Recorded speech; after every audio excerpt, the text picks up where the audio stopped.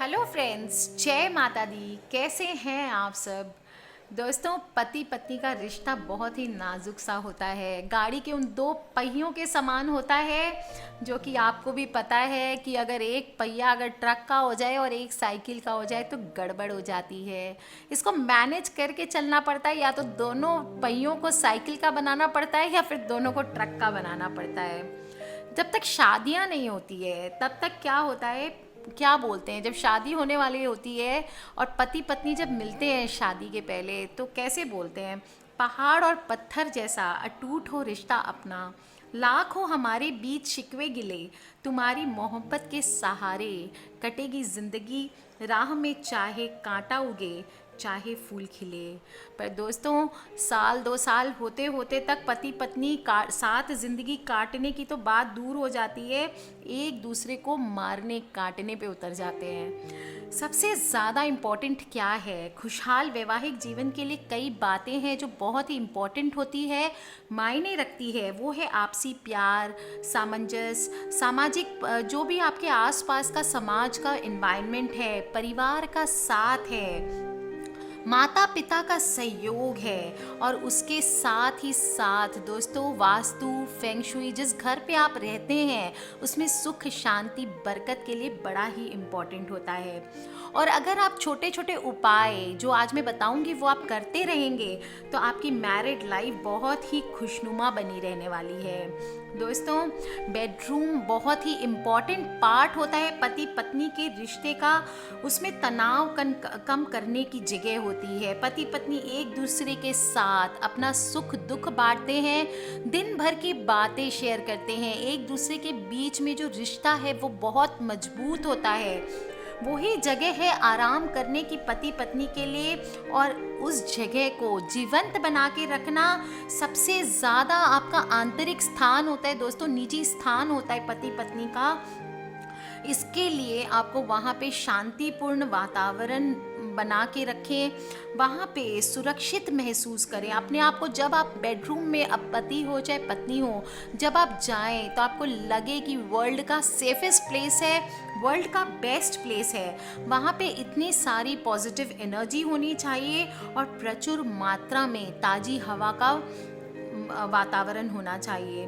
दोस्तों, बेडरूम ऐसा बना के रखें कि आप उसमें घुसते ही तरोताज़ा फील करें, और क्योंकि हमारा बेडरूम ही हमारे जीवन के लिए सबसे ज़्यादा इम्पॉर्टेंट पार्ट होता है। जब पूरी दुनिया से रिटायर होने के बाद रात को वो एक कमरा होता है जहाँ पे हम आ करके अपने आप के साथ खुद अपने आप होते हैं, एक्चुअल सेल्फ होते हैं उस जगह।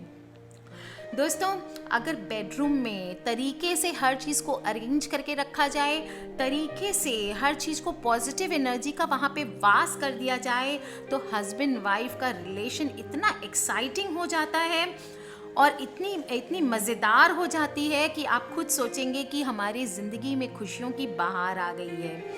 दोस्तों, आए दिन अगर आपके घर में कलह और झगड़े होते हैं, जीवन साथी से बनती नहीं है, तो इसका एक बहुत बड़ा रीज़न हो सकता है आपके बेडरूम में सही चीज़ों का ना होना, सही जगह पर ना होना।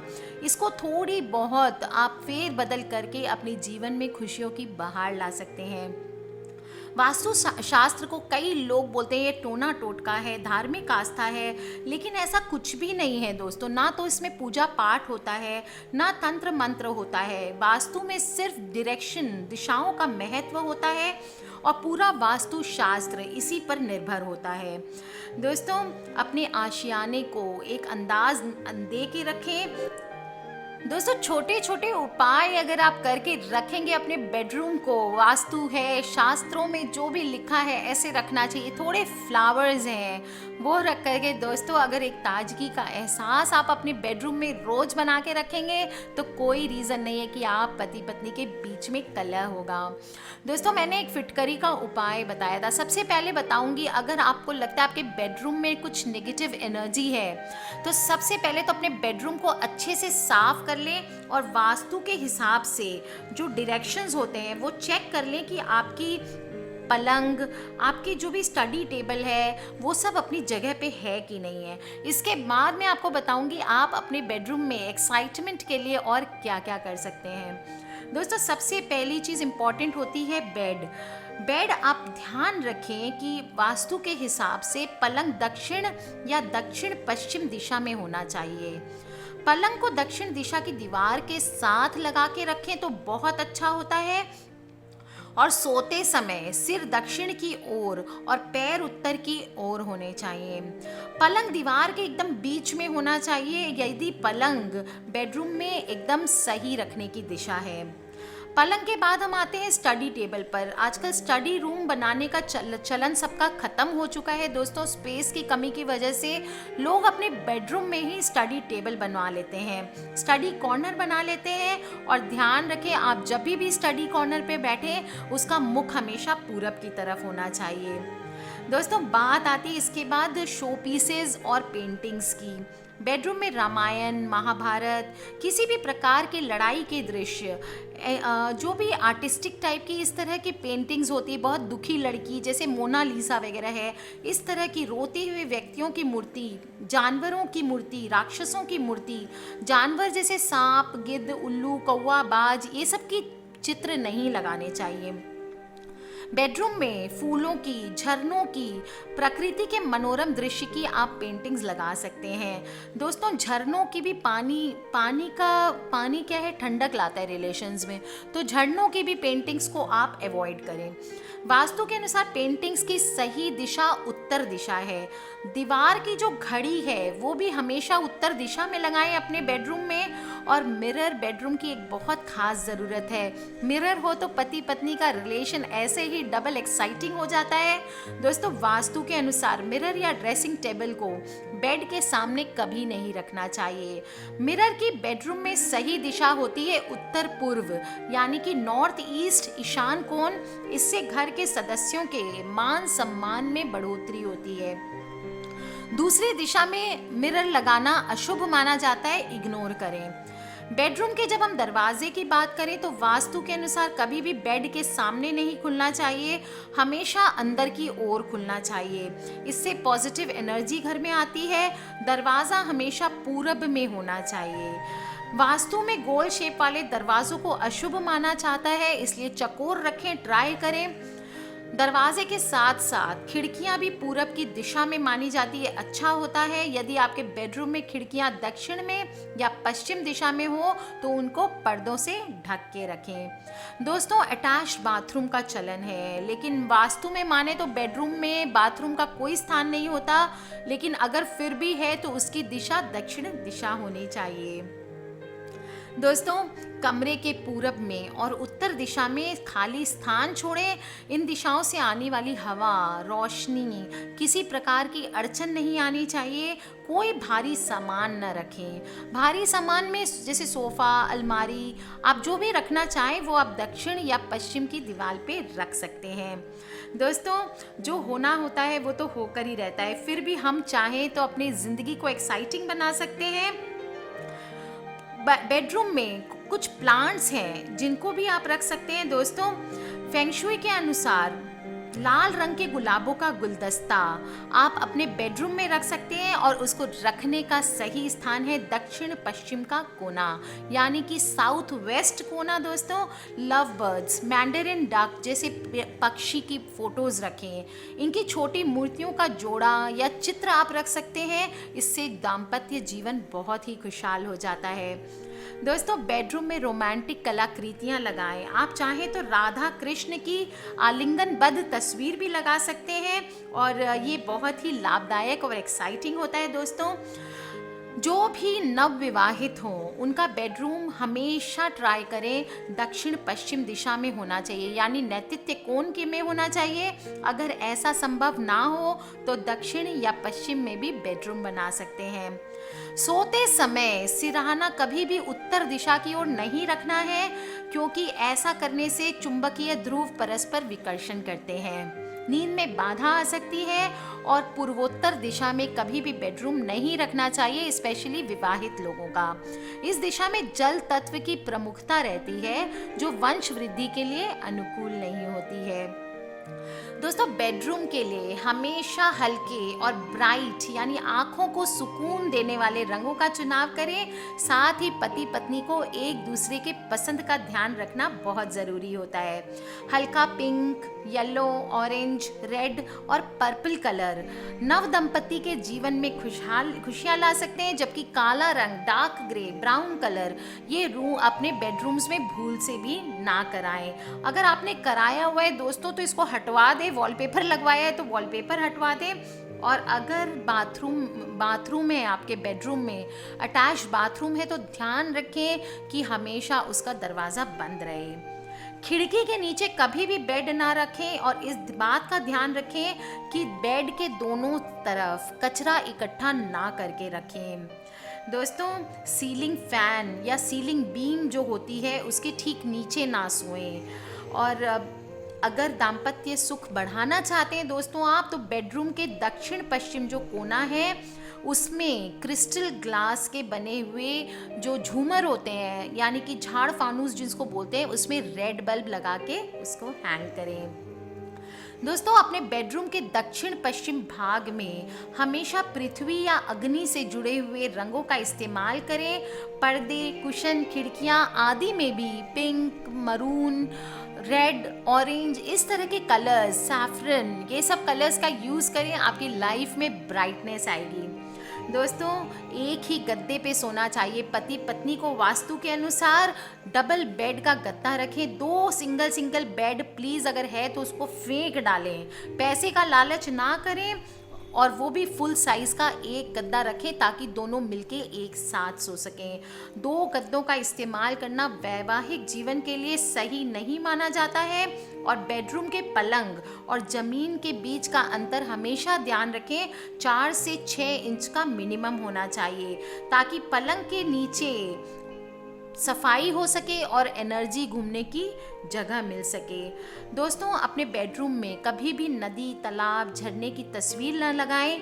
बेडरूम के अंदर किसी तरह का फिश एक्वेरियम या फुवारा न रखें। बेड के सामने या पीछे मिरर ना लगाएं और किसी भी प्रकार का पौधा ना रखें। गुलदस्ता मैंने बनाया गुलाब का, चमेली का, जो आपका पसंदीदा गुलदस्ता है वो आप रख सकते हैं, पर पौधे ना लगाएं। किसी भी देवी देवता की फोटो ना लगाएं। बेडरूम में अपने बुजुर्गों की भी तस्वीर नहीं लगानी चाहिए। बेड के नीचे कोई भी मेटल का सामान न रखें, चाहे वो सोने चांदी का ही क्यों ना हो।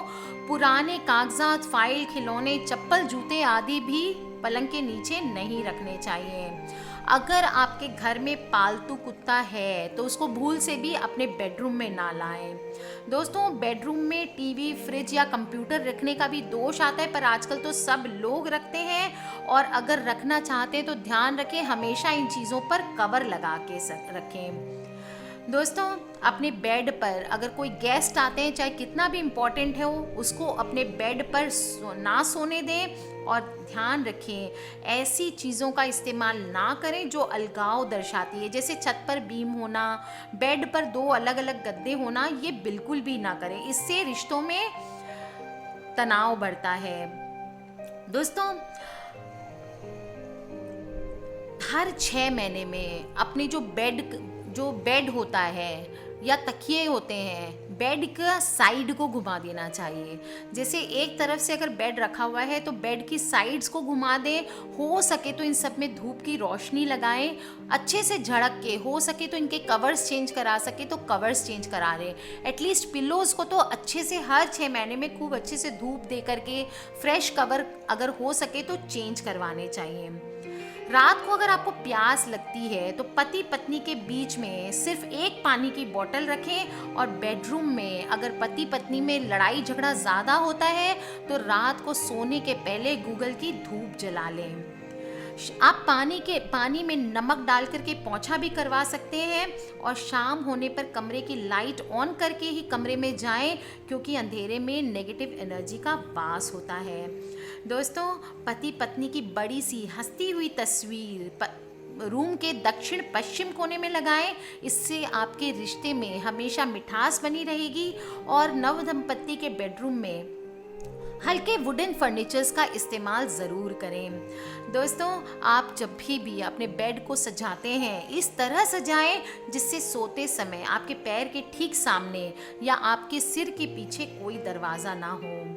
बेडरूम में खूबसूरत रोमांटिक तस्वीरें लगाया करें, कैंडल्स, गुलाब के फूलों की पेंटिंग आदि लगा सकते हैं। और बेडरूम में लाल रंग की बेडशीट, संभव हो तो रेड कलर के फ्रूट्स भी रख करके साथ में खाएं। दोस्तों, बेडरूम के मुख्य द्वार पर शाम को थोड़ा सा कपूर जलाएं तो वहाँ की सारी नेगेटिव एनर्जी निकल जाती है। दोस्तों, ये तो हुई वास्तु और फेंग शुई की बातें। इसके अलावा आप 1 या 2 काम करें दोस्तों, आप देखेंगे आपकी मैरिड लाइफ से कलह नाम की चीज़ गायब हो जानी है। जो स्त्री शनिवार को चमेली के तेल का दीपक जलाकर सुंदर कांड का पाठ करती है, उसका दाम्पत्य जीवन सुखों से युक्त रहता है। आप 7 साबुत हल्दी की गांठ ले लें, पीतल के 3 सिक्के या टुकड़े ले लें, थोड़ा सा केसर ले लें, थोड़ा सा गुड़ और चना ले लें और किसी पीले कपड़े में बांध कर अपने ससुराल की दिशा में फेंक दें। इससे कन्या ससुराल में सुखी रहती है और दाम्पत्य जीवन बहुत ही सुखमय रहता है। दोस्तों, ऐसा माना जाता है कि अगर आप राधा कृष्ण की तस्वीर अपने बेडरूम में लगाएंगे तो आपका जीवन बहुत ही सुखमय होगा। दोस्तों, कर लीजिए ये छोटे छोटे उपाय। मैंने बहुत सारी आज आपको बातें बताई हैं। आज रात को तैयारी कर लीजिए। गूगल है तो आपके घर पे तो सबसे पहले धूप जला लीजिए, नहीं है तो कमरे के बाहर थोड़ा सा कपूर जला लीजिए। रूम को अच्छे से साफ करके थोड़े से फ्लावर्स रख लीजिए। फ्लावर्स नहीं है तो एक बाउल में थोड़ा सा फिटकरी रख लीजिए। अगर वो भी नहीं है तो थोड़ा सा इत्र या परफ्यूम एटलीस्ट छिड़क लें। पर्दों को सुंदर कर लें। बेडरूम के बेड का चादर बदल लें। दोस्तों, पति पत्नी को आज ढेर सारी बातें करनी है। एक ही बॉटल से पानी पीना है, एक ही ग्लास से दूध शेयर करना है और फिर देखें आपकी मैरिड लाइफ में कैसे चमत्कार होते हैं। सजा लीजिए अपना आशियाना दोस्तों, कलह को दूर कर लीजिए अपने जीवन से और देखिए कि ज़िंदगी कितनी खूबसूरत हो जाती है। गाड़ी के दोनों पहिए समान हो जाएंगे और फिर आप बोलेंगे yes this is my life. सारी प्रॉब्लम्स आप मिल बैठ करके सॉल्व कर लें। दोस्तों, खिलखिलाते रहिए, मुस्कुराते रहिए। माता रानी से मनाती हूँ कि आप सबकी ज़िंदगी बहुत ही खूबसूरत हो। आज के लिए इतना ही। Take care friends, love you all and जय माता दी। सभी फ्रेंड्स और फैमिली से इन वीडियोस को शेयर करना ना भूलें क्योंकि हमें नहीं पता कौन सी वीडियो कब किसकी लाइफ बदल दे। और हाँ दोस्तों, सब्सक्राइब करके रखें ताकि आप और मैं आने वाले वीडियोस के थ्रू ढेर सारी बातें कर सकें। जय माता दी।